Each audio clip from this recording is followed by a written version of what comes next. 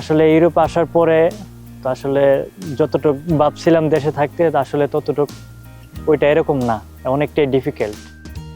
আচ্ছা, আপনাকে এমন একটি জিনিস আপনার কাছে জানতে চাই যে ফ্রান্সে আসার আগে যে জিনিসটা ফ্রান্স সম্পর্কে আপনার ভিতরে কাজ করছিল, সেই জিনিসটা কি আসলে ফ্রান্সে আসার পরে পেয়েছেন কিনা? আসলে দেশ থেকে যখন আমি দেশে ছিলাম তখন ইউরোপ আমাদের একটা স্বপ্ন ছিল। তো আমাদের অনেক রিলেটিভ, তারপর যে ফ্রেন্ড সার্কেল এখানে আছে।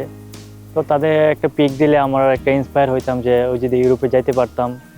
সো আসলে ইউরোপে আসার পরে তো আসলে যতটুকু ভাবছিলাম দেশে থাকতে তো আসলে ততটুকু ওইটা এরকম না, অনেকটাই ডিফিকাল্ট।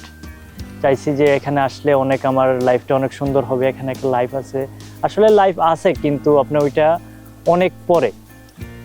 সো আইসা একটু ডিফিকাল্ট, এখন একটু কঠিন সিচুয়েশনে পার করছি।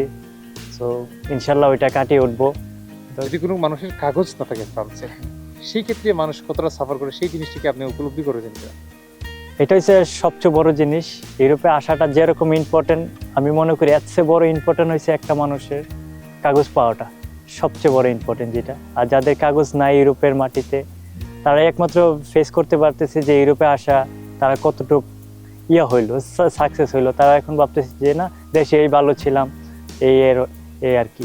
যদি কাগজ না থাকে তাহলে আসলে কি কি সমস্যায় পড়তে পারে একজন মানুষ?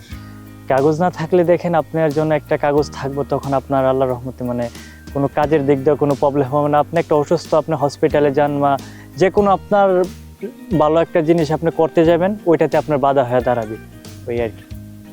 যাই হোক, অসংখ্য ধন্যবাদ